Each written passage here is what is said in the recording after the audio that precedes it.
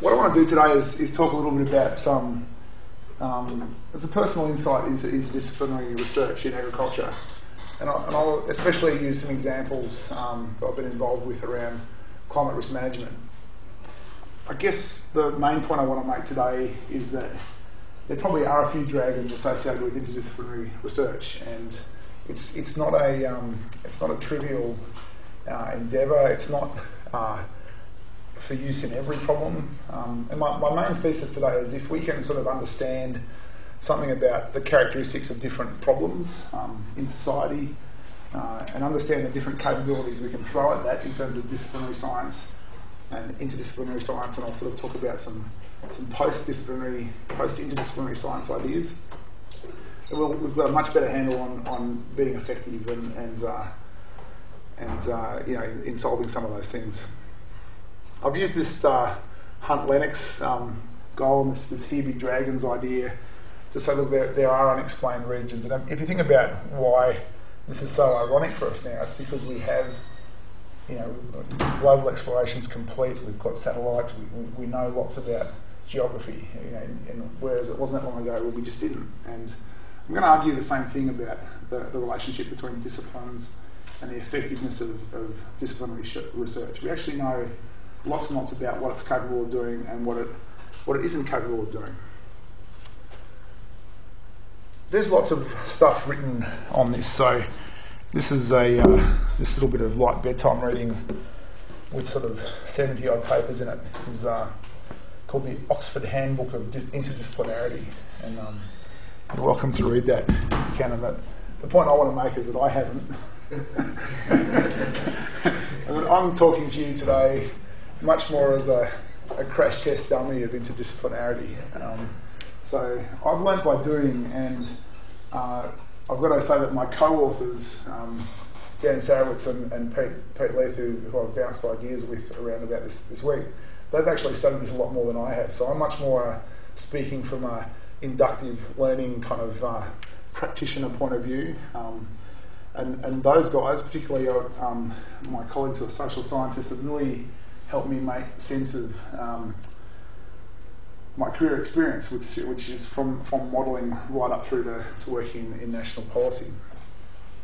So just a little bit about what I want to talk about today. I'm really going to just do some framing around some of that social science and use that to show some of the work I've been involved with, which is really about drought policy reform, but to talk about some of the different levels at which we've done that, disciplinary, interdisciplinary, and sort of in a governance kind of mode.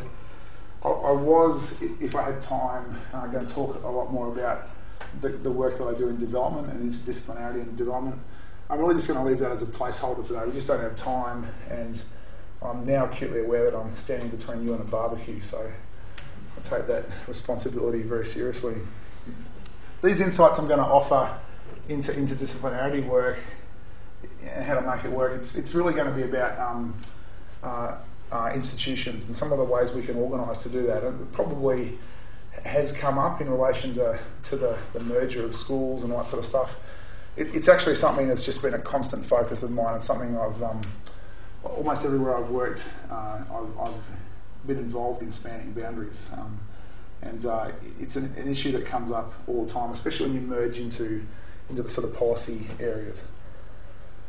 So let's kick off, and really I just want to get some framing around when interdisciplinarity is useful and when it's not, and the point being that it is not always useful. And I think I want, really starting from the point that every time I think about this and reflect on what I've done, I get much humbler and less gung-ho about the potential of interdisciplinarity to solve social problems. And those social problems and issues are often intractable for very good reasons. And so there are some limits around what science can offer to those and where science meets politics for resolving some of those things. And I want to really highlight that today. And what I'm hoping to do is really affirm the strengths of disciplinary kind of thinking and research and organisation, and show how we can kind of merge that in a very complementary way with interdisciplinary thinking and organisation, etc. Just go back to basics with me for a minute and think about science as a systematic way of organising knowledge. But we do that with purpose. We always have a purpose in mind. And that purpose usually has to do with something about alleviating constraints on society, making things better, improving the human condition. There are kind of two ways that we tend to do that, and one is very much a disciplinary pathway, and it's about developing new technologies. I want to talk about some of the problems that solves and et cetera in a minute. And we also tend to get on this track of decision support, improving the way people make decisions. So whether it's from farmers on a farm scale, with very immediate and tactical decisions about planning and etc., through to what should our stance be on the Kyoto Protocol for soil carbon. You know, we constantly making decisions that affect people's practice and through their outcomes, and these different kinds of science have complementary and very strong roles to play in answering and informing some of those questions.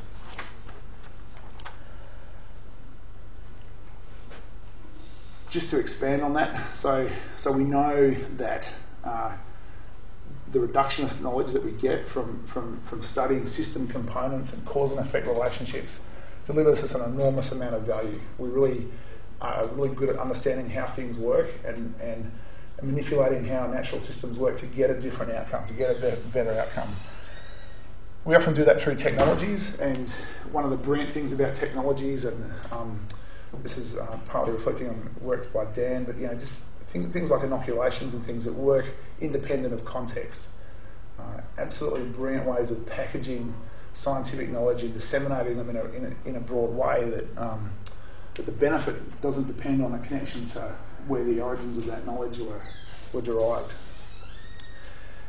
Interdisciplinarity kind of works in a slightly different way, but it's very much about understanding more poorly defined decisions, things that have emergent properties, things that have where you need different perspectives to understand the problem and different perspectives to construct solutions. And you're always talking about options because there often isn't a single clear answer to that. There isn't a single technological fix.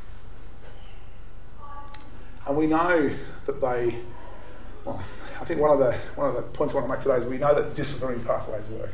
We know, we're constantly reminded, this is just a news article from this week, that, in this case is to do with screening and lots of stuff. There are technologies there that lead dramatically to measurable and clearly quantifiable improvements in the human condition.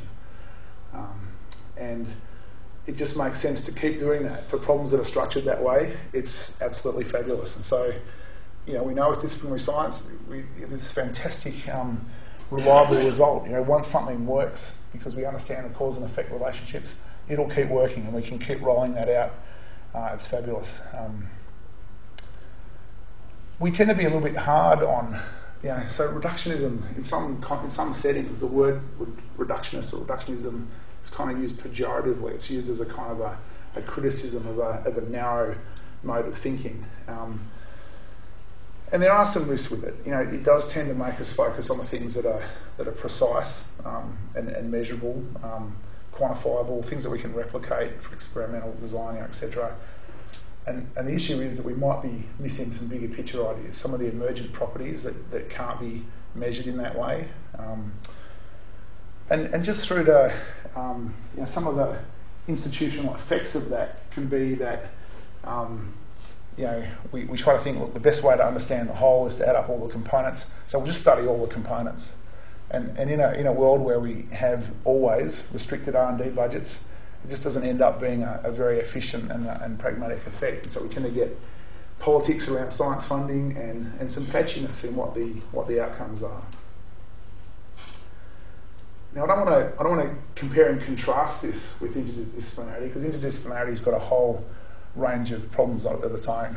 And if we look at the purpose of interdisciplinarity, it's very much about studying those emergent properties. It's about saying, reality is messy, it's complex, it involves all these multi-facets of different biophysical, economic and human social systems. And it makes sense that if we want to, at some level, get a handle on those things, we need to work on them together. We need to work on those with the experts who know about those systems, and then put that work together and expand that into a broader understanding of the system. There's all sorts of problems with this. We often go, disciplinary and reductionist bad in the world that I come from, sometimes a little bit arrogant, and interdisciplinary good. Well, it's just absolutely not like that. The fact is that interdisciplinarity in its own right, and one of the reasons I haven't read this, by the way, is that because a lot of the material in here I judge won't really improve my practice as a practitioner in the interdisciplinary space. You can actually turn the study of interdisciplinarity into a reductionist science in its own right, and end up, not shedding light on the problem you set out to do, and that's a constant trap in the literature. There's just practical difficulties with it. It's just very hard to meet across the lexicons of different scientific, economic, social science jargon. Can I tell the polity story, Pete? No. Okay.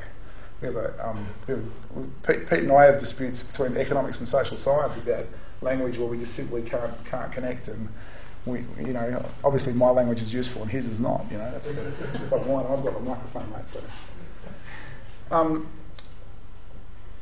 The point I want to make with interdisciplinary science is we're constantly making value judgments about what the boundaries of the system are, who makes decisions about what the right methods are, what those boundaries are, what methods to use, who to consult, etc. And the more value judgments there are, the sort of kind of less reliable and more contended the result is, and it's all a bit messy and costly, etc. The other point that Dan's made more generally, and it really rings home to me in some of the examples I'll show in a minute, is that the benefits are also much harder to demonstrate because you're dealing with messy social systems where attribution, the whole point of reductionist study is attribution's easy, cause and effect, what that is, and bang, you got the solution. You just don't have that in a lot of the problems that we throw interdisciplinary study at. And it's messy, and you can get a whole range of situations where, some examples listed here where we understand the system pretty well, we've put lots of investment into it, and we still haven't actually changed the decision making we went out to support in the first place. Yeah. So just to have a think about that. So part of that is a different perspective. Even when you take a interdisciplinary group of people and try and define a system, at the end of the day, that system kind of against the way the problem is perceived in society can actually be in itself quite a small part of the problem.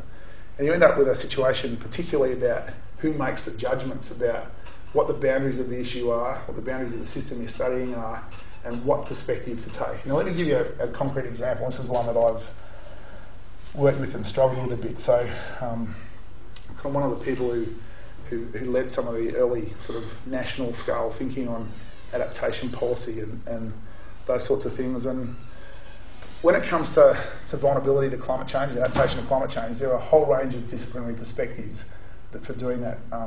And broadly, they're the kind of human institutional side, which is the left-hand side here, through to the sort of hazard impacts, geophysical kind of side of it. So one is kind of human-driven, and it's all about entitlement and access to resources, and you've got a lot to do with culture and institutions and rules and etc. The other side's very scientific, very hard. Start with a shock, an earthquake or a tsunami, and work through the who's vulnerable and all that sort of stuff. Don't want to talk about all that in detail today, but the point is that there's a lot of competition for the kind of market for interdisciplinary ideas and space, between these people. It's contended about what the best approach to take is, and really they've all got something to offer in different cases and for different contexts. But having been involved in parts of this, I can tell you it's pretty heated sort of debate. And the point is, perhaps unlike our disciplinary colleagues, there are not a lot of hard and fast biophysical rules, for example, to make those judgments about in terms of which one's better and etc. Part of the outworking of all this is that particularly that complexity, that inherent political nature about making, setting boundary rules and making decisions about, what's important and what perspective to take and etc. Is that we need to add another pathway to knowledge, and it's for types of problems where we simply can't define what's going to happen, and what we actually need to do is put in place institutional arrangements that allow us to preempt situations, work towards consensus about what the problems are and what the options are, and above all else, anticipate situations that we need to manage. I'm going to give a concrete example of this if this is all kind of sailing over the top at the moment. Before I do that though, it's important to think about just when and where science can compel action in terms of political and sort of policy decisions, and whether that's within an industry context about taking a new direction to build infrastructure, to create new processing or whatever capability, through to national decisions about how to fund big R&D programs, etc. But really, this consensus idea here is about the extent to which there's agreement over what needs to be done and how it needs to be done. And this uncertainty here is very much about the uncertainty to do with the problem itself, but also about the action that's going to be taken in terms of solving it. So when we've got high consensus and low uncertainty about the outcomes, science can just be used directly to select that. It's a technology box. Science can go straight to what the answer is. Everyone will agree with that. Off we go. We're off and running. The kind of opposite extreme of that, of course, is where you've got a really high uncertainty and low values consensus. And this is where, really what happens is that the more kind of scientific information that's produced, the more that's used by competing interest groups to kind of support their own preconceived, pre-held visions and aspirations and positions and etc. And it just leads to a whole bunch of divergence and etc. And what's needed there is processes for resolving that contention, not more science to inform the kind of atomised kind of views that are going on there. And there are some other degrees in this space as well. So sometimes we can have lots of agreement about that we need to do something, we just don't know what to do. And back here we're talking about just options. We know there's strong certainty about what will happen when things go on. We just need to work through what the best course of action is. So really there's only one quadrant in which we really can cut straight to some well-agreed consensus action with clear outcomes and etc. This is work that Dan presented last year when he was here, and I'm just going to use this framing to frame the examples that I'm going to give you around drought policy. And it's actually been a bit of a learning experience for me to work out that this deductive thinking by Dan around this stuff can actually explain some of the practice issues that we've gone through. But if we just have a look at that, it really outlines those three pathways to knowledge that we talked about and some of their characteristics. So right up here in the disciplinary pathway of clear goals and a deterministic system leading to really well-resolved problems.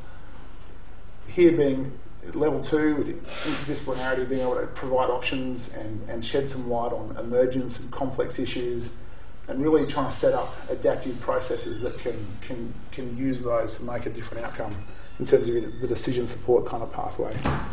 And down here, we're not trying to provide solutions to people. We're trying to refine problems and actually provide a kind of a precursor set of situations for set of capabilities for people to manage situations that we know we're likely to face, but we just don't know enough to throw specific science at them at this stage. Let me start giving some examples of that, and I think that'll help to kind of make this real if you're struggling with some of the conceptual stuff there. So what I want to do is this is a little bit of a history of a community of practice that I've been involved with, and Professor Mikey's also been involved with this community of practice. It really began with an evolution of seasonal climate forecasting in Australia in the mid-1990s. And really what that was about was learning to use a technology, a weather forecasting technology that had actually been studied since the 1920s, but really through the work of Roger Stone who was here. I noticed his pictures in the newsletter this week. I was here a couple of weeks ago, so Roger on the right there really figured out how to use this knowledge of shifting seasonal weather patterns particularly in the Pacific, known as the Southern Oscillation, and to really make that, to find a strong correlation between that and our seasonal conditions here. So cumulative rainfall over 3 months, basically, particularly in the autumn period, through a period of about 9 months. And it was all about this Walker circulation shifting to the east and west, and some of you will know it as the kind of El Nino, La Nina kind of phenomenon, etc. Again, not going to go into the details of that today, but strong disciplinary technology that led to a really important science outcome, and so really strongly led to an ability to seasonally forecast Australian rainfall over a cumulative 3-month period, in this case July to September, and these are just examples of some classic La Nina and El Nino kind of conditions. So there are a bunch of us at that time working on cropping systems models, and not even sure how it evolved, but very much this interdisciplinary technology arose of if we get soil soil scientists together with crop physiologists and hydrologists and people who understand farming, we can actually start to simulate what is happening in a farming system in a really dynamic way. And the importance of that strong physical process modelling was that it could model really precisely the relationship between climate and what is happening in these cropping systems.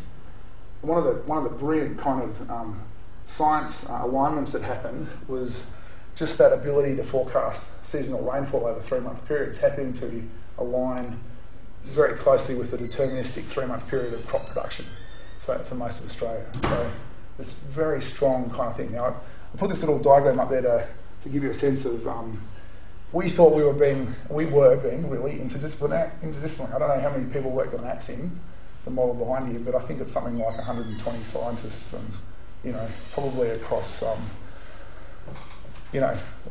most of the major disciplines that you can imagine being involved in agriculture, including through to social science and economics.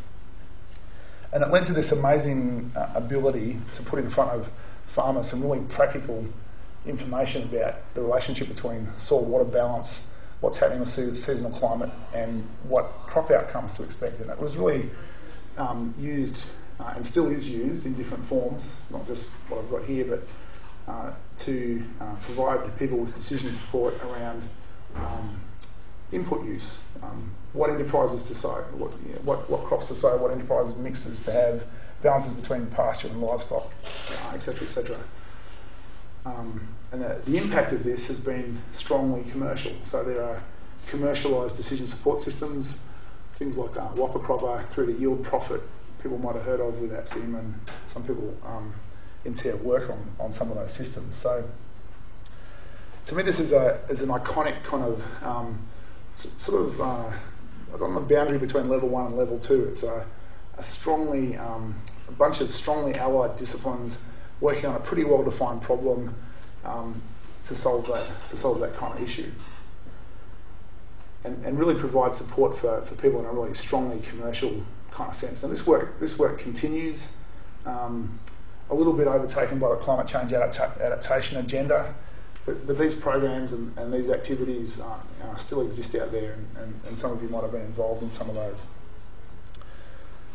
What's happening at a broader scale, however, is the argument about drought policy and the argument about how to support farmers in times of drought, and what's the best way, the balance between preparedness and relief and all those sorts of things. And so I want to give you an example of a level 2 kind of intervention, an interdisciplinary intervention that was around about overcoming some of the myths that surrounded drought science and the science we use to support drought policy.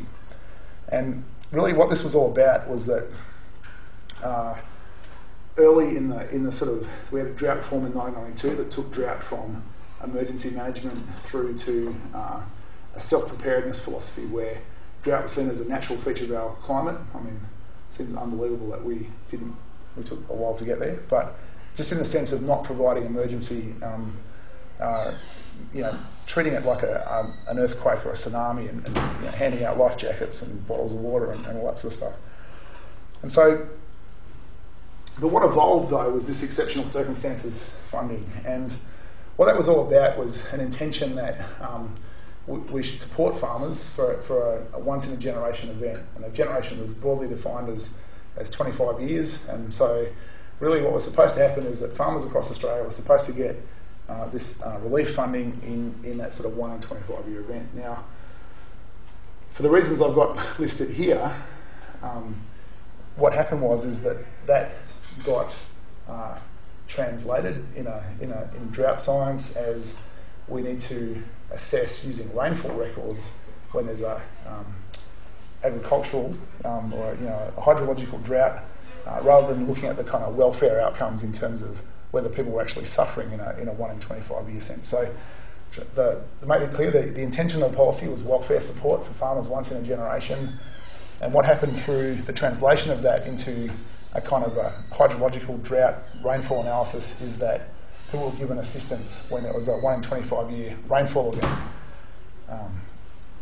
The upshot of that, with some unfortunate things like nobody coming up with rules to revoke exceptional circumstances determinations, was, as most of you know, much of Australia was drought declared most of the time. I don't know what the experience was in Tasmania, but there were certainly periods between the early 90s and probably 2007. It was most of mainland Australia, at least, was in drought declaration most of the time. So the idea that rainfall analysis was more objective, that it would overcome some of the moral hazard issues to do with asking farmers about their welfare status and trying to match that up with climate conditions, etc., really got blown away by some of the outcomes of this policy. A bunch of us tried to solve that at a science level. We basically came up with the idea that if we can actually objectively forecast what a 1 in 25 year welfare outcome using farm incomes was, that I think we naively thought that suddenly the policy would all be good, and that would lead to, I don't know what I thought. Pete studied me at the time. I was part of a guinea pig. That was Pete's. I was a guinea pig in Pete's PhD. But I think we actually did think that if we actually built a really massive model using ABARE farm survey data and crop and pasture models to simulate 100 years of farm income data over time, and to actually look at the probability and the thresholds of trying to find that 1 in 25 year event and etc., that we would actually get to a situation where a much more relevant type of science was used, and that would open policymakers' eyes, and that suddenly there'd be probably a mutual responsibility model for drought policy, which I'll come to in a moment. And so the technology worked. The bringing together all of those people who'd worked on the cropping and farming systems models in the level 1 example that I gave you, with all the economists and statisticians required to create big M quantile models of every farm income for every region in Australia. Well, we actually managed to come up with a very strong analogue forecast for farm incomes across Australia. Here's some regional results. This is the kind of thing that we were predicting. So instead of trying to judge whether people on the basis of rainfall were actually experiencing welfare issues around the policy, we'd actually go straight to farm incomes and look at where people's farm incomes were falling in terms of that probability over time. So what was the impact of that? One other point on this is that the other point that we pursued through this process is that we argued strongly that why was all the science going into rainfall analysis when that was probably the one thing that policy had no mechanism to change? There was absolutely no way of apart from some, I think Roger's still involved in cloud seeding, isn't he? Is that right? Yeah. Does it work? In the tropics. Yeah, okay. But it never worked in, don't think it worked in Toowoomba. Might have got a fleet. Okay. That's a hydro-related sort of, yeah. I mean, more power to it if it works. It just the problem is you need clouds in the first place. Yeah. Okay. Yeah. So we're talking about wet sheep zone here. So we really made the point that if you started to look at what the and I'm not going to talk, this is another whole dimension of this work, but the right-hand side here is a it's a complex index of the adaptive capacity of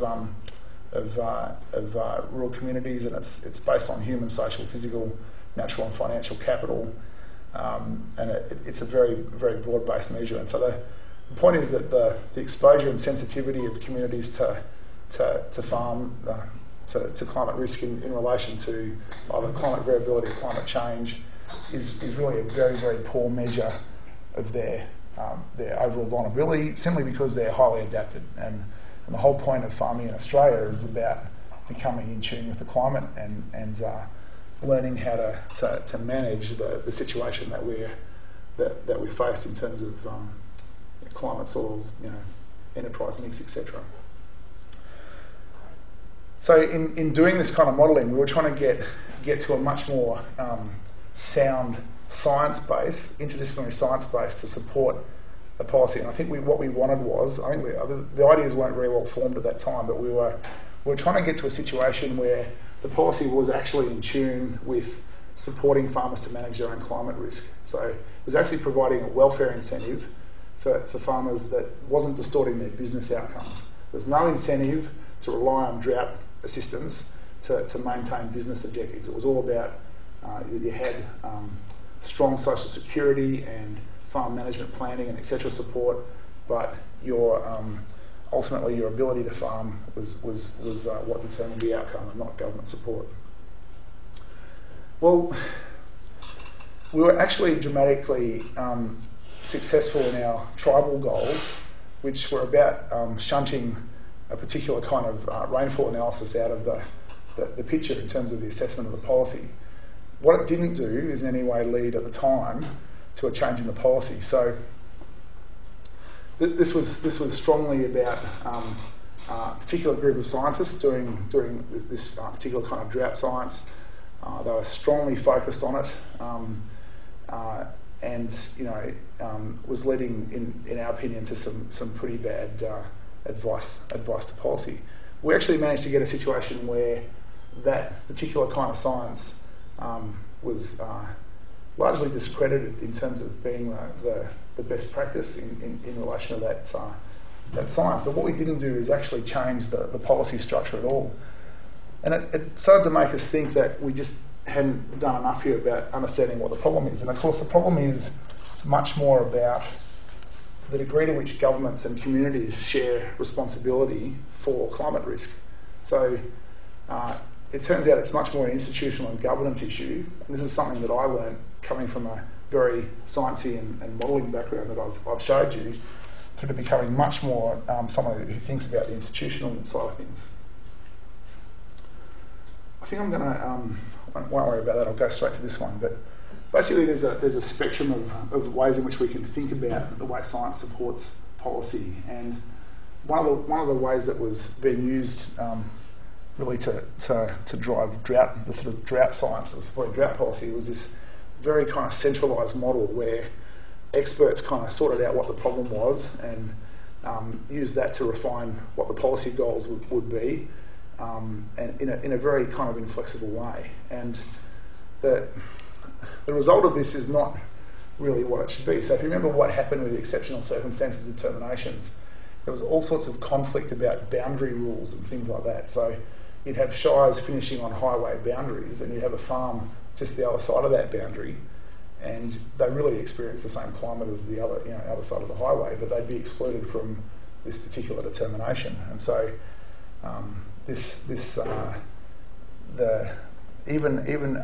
the most precise kind of science we could throw at this, with thousands of rainfall stations and etc., was unable to sort through the contention about drought policy, which is ultimately a political decision about how and under what conditions we support farming families in times of drought. The upshot of this, in terms of how drought policy worked, is that you ended up with this sort of formation of coalitions through the process, which dumped all the complexity back on the minister. So remember what the plan here is the concept here is you use drought science to create an objective measure of when people should get exceptional circumstances funding. So it's all supposed to be sorted out by the science and just be completely objective and agreed. Unfortunately, it doesn't work like that, right? By the use of different methodologies, different mapping, different boundaries, and etc., you ended up with a situation where communities had to make a case to state governments, and often there were landlords and industry groups in contention at this level as well. So they'd be trying to justify to each other that there was a case to be made, put it through state governments, get to the minister to make a prima facie decision, go to NRAC for the kind of information we were supplying in ABARE and the drought science team was providing there, through to the minister. And this was a 3-member National Resource Assessment Committee. They were a group of people that were experienced people in agricultural policy, often from National Farmers Federation, or had people with industry background, policy background, etc.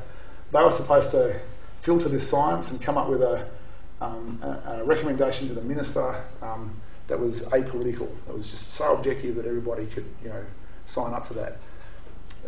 What actually happened is that the contention compounded through this hierarchy until the minister had to make a very, very contentious political decision.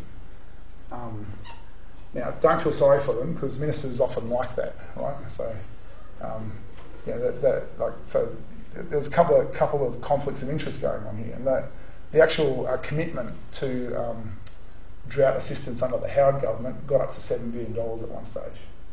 So, there really was a complete breakdown in this, in both this idea that objective science could release this, etc. So what's the answer to this then? So, just not going to go through that, not helpful. But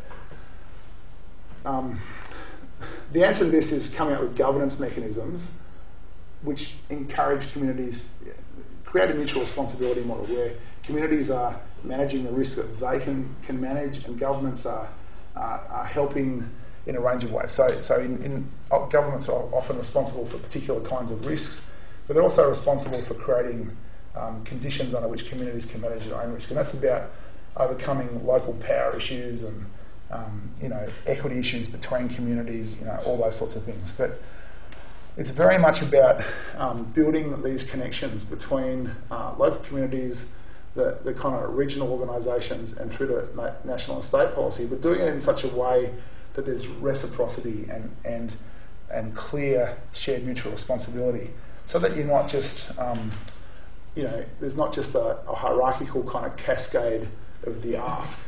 How much assistance can I get? How much can I ramp up the political ante until a minister at the bottom here has to make a very, very contentious political decision. This is all really conceptual and theoretical, and what do these things really look like? Well, the reality is we don't have many of them, and it's a real issue.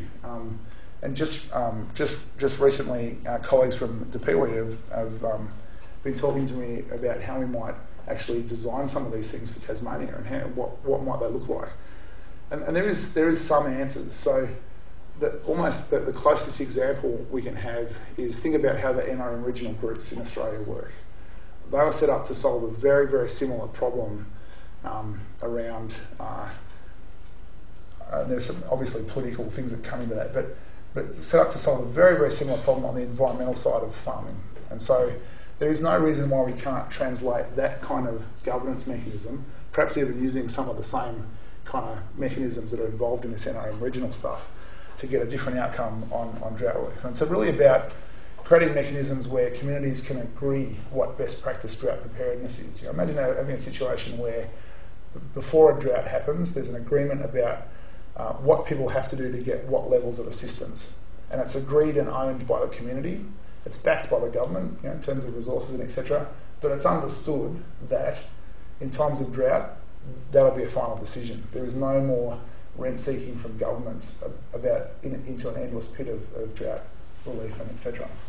So that's what we're talking about. We're talking about very practical mechanisms that set the conditions and allow those conditions to be set in ways that are completely fair and owned by the farming communities that are involved.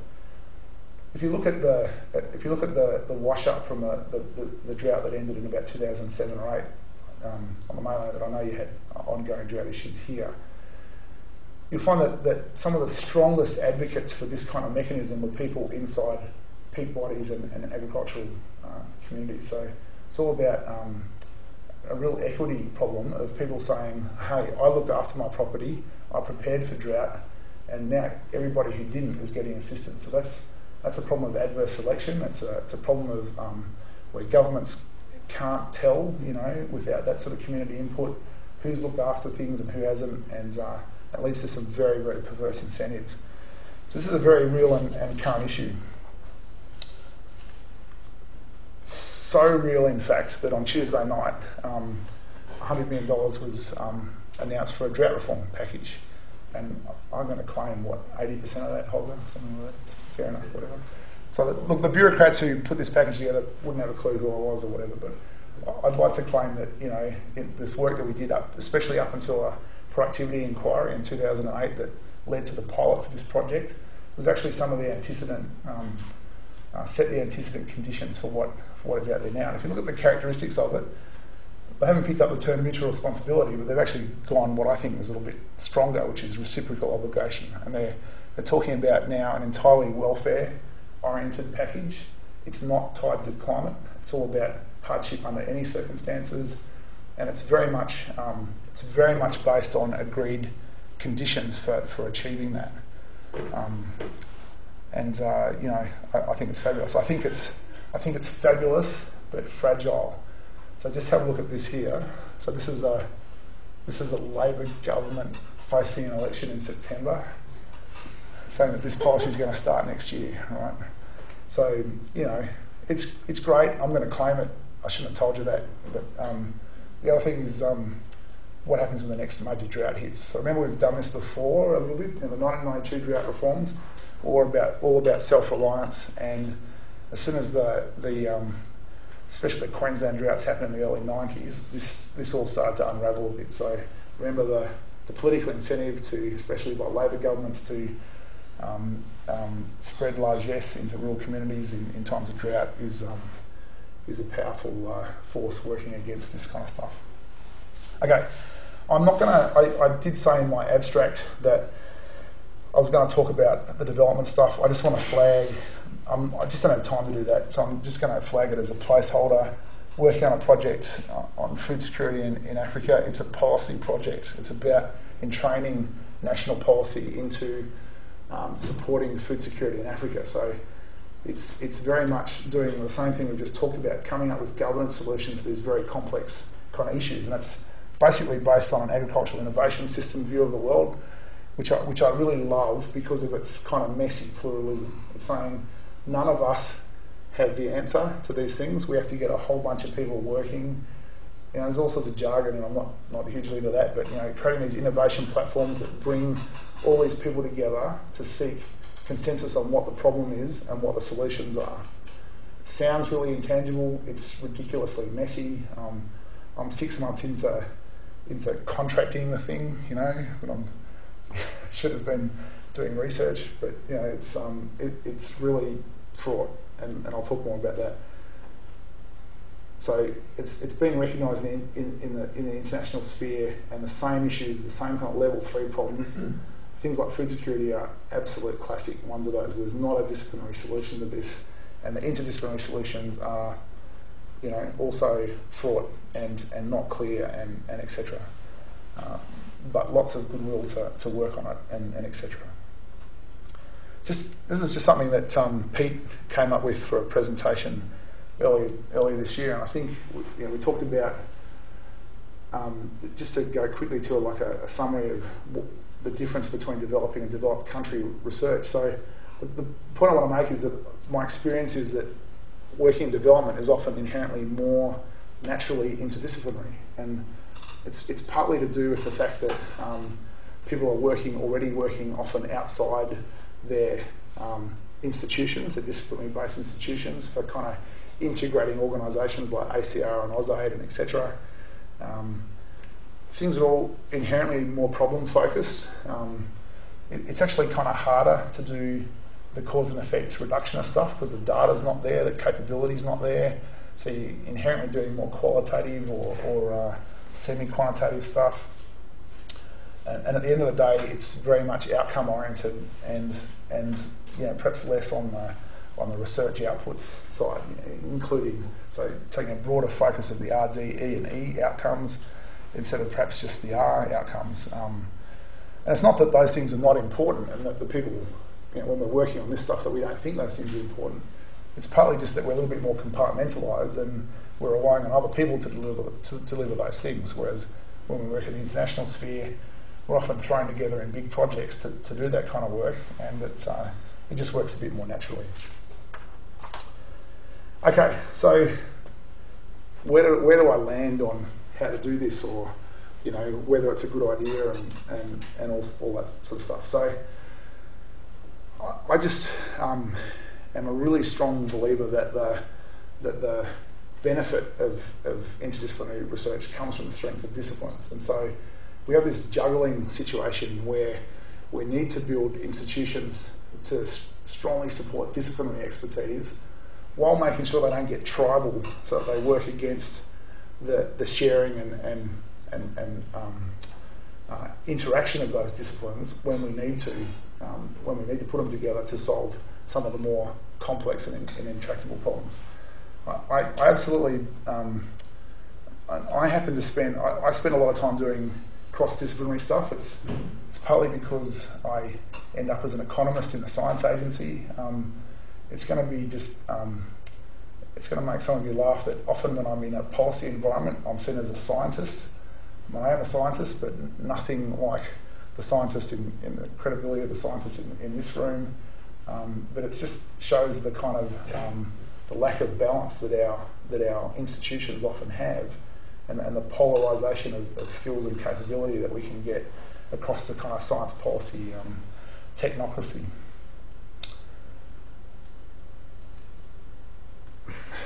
This thing about how do we facilitate that low cost transition? How do we make it easy for interdisciplinary stuff to happen while protecting the strength of disciplines? That's the trick.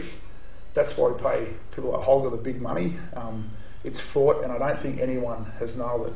I'm just going to offer some ideas about how I've tried to foster that sort of stuff over time. And I think one of them is a kind of a monitoring function. So using ideas like that the three levels, or there's all sorts of, Pete and I talked about a structured to unstructured social science perspective of the problem, and I'll talk about a communities of practice perspective in a moment. But really, this idea of if we can fix stuff with technologies and the disciplinary pathway, let's just do it. Get on with it. That's just an absolute no-brainer.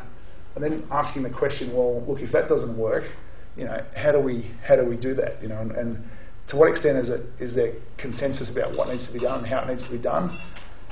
If there's not, go down a governance route that we described, and if there is, just get on with the interdisciplinary, level 2 type solutions. The point is, from this diagram, is you just got to have some kind of monitoring system for doing that. You just got to have some kind of check. And there's a whole range of methodologies that are evolving in the kind of social science of the practice of science, laboratory science, and etc., real-time technology assessment, etc., that just encourage people with a strong disciplinary focus to pop their head up and ask the question. And that question's 90% of the time is don't worry about it. Bang, get back down to work and off you go. So the trick is building into our institutions this kind of discussion about, when do we need to tackle these issues and when don't we? The second one is thinking about how we organise to do that. So this is just an extract from Etienne Wenger's work on communities of practice. And Etienne Wenger was here a few weeks ago. I didn't get to see him, but I think Kathy, he went, yeah. Amazing.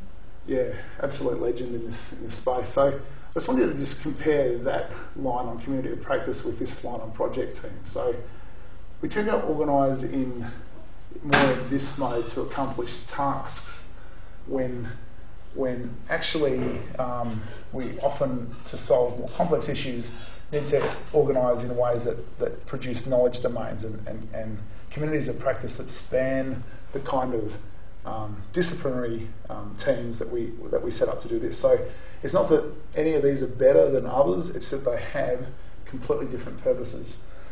This kind of team organisational structure is all about completing tasks. It's all about getting something done, clearly defined goals, and often kind of hierarchical management. this kind of team, this kind of structure here is all about fostering knowledge domains. It's what TR is trying to do with the program structure versus the centre structure. It's a constant struggle to how much do you formalise that. These kind of communities of practice have a nasty habit of disappearing or whatever. They're very ephemeral. If you try and manage them or force them to happen, they don't happen for a bunch of reasons. They're inherently spontaneous, etc. It's all about getting on with doing this while creating the environment in which this kind of thing can happen. One of the huge issues about that is the legitimacy of different levels of participation. So we tend to focus with teams and institutional structures on who's in our immediate work group and lots of stuff, and we tend to, this is where the sort of tribalism comes from of who's in the group and who's out of the group. And what we have to do, one of the huge things we have to do is start to allow people to be on the periphery of our group and actually recognise that in any kind of disciplinary based institution, you're going to have people who are more or less interested in doing that kind of work. So if you imagine this is just one sort of disciplinary centre with a whole range of different people participating at different levels of engagement, and that there are multiple of these around this group, the interdisciplinary work is happening in these kind of zones out here. It's people who are quite strongly drawn to this, but perhaps also have interest in other groups outside of that, and recognising the legitimacy of that interest, and as managers of people, kind of fostering that and allowing that to happen, and being a little bit secure about that is just a really important kind of start. Next slide's a little bit irreverent, but it's really true, right? These things are really fragile, and they're really fragile to individual behaviours and values and etc.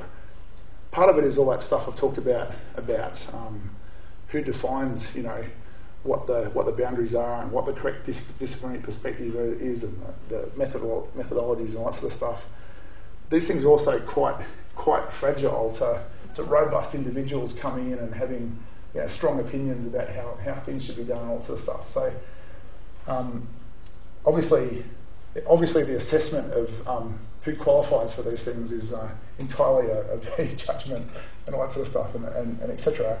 and not a scientific criteria to work on. But in recognising that people have different values and different perspectives and all that sort of stuff, it helps us to kind of legitimise that sort of different levels of participation across a spectrum. Beyond that kind of the way we organise in interdisciplinary organisations, we do have another tactic, right, which is to create formal institutions to do that. In the policy environment, they're often labelled task force. In science, or in this university, I've noticed they're often labelled centres, where you pull people together and call it a centre. And so somebody told me that the number of centres in a university equals the numbers of professors plus one. Is that right? Holger's nodding strongly. Plus 2 or 3. Okay. Is it the power of 10 or something? Yeah.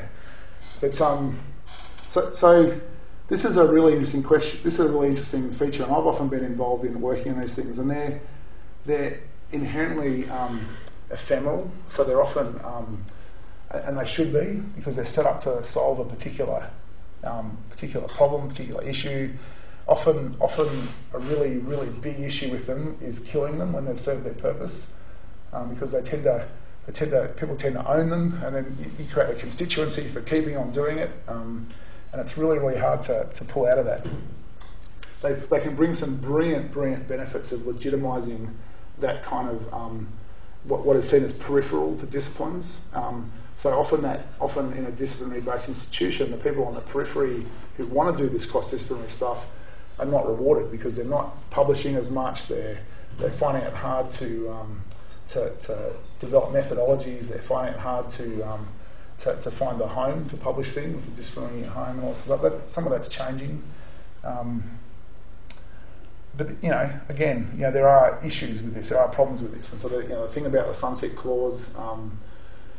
This one's a really interesting one, and I've experienced this a lot. Where as soon as you sit in the middle of something like that, we use this lovely language of boundary spanning. There's another colloquial term, right? Meat in the sandwich. So you could sort of draw this as two juggernauts squashing against each other and some poor boundary spanner in the middle. So we have a couple of mechanisms here. We've got this informal structures within disciplinary institutions, and we can actually at times formalise that in ways that help us do this interdisciplinary stuff. I sort of finish by saying that there's a really big, sometimes a big chasm between that sort of disciplinary thinking and the interdisciplinary thinking. I think it's probably not as scary or as uncharted as sometimes we think, and sometimes comes out in discourse, and it's absolutely worthwhile taking the leap to give it a go.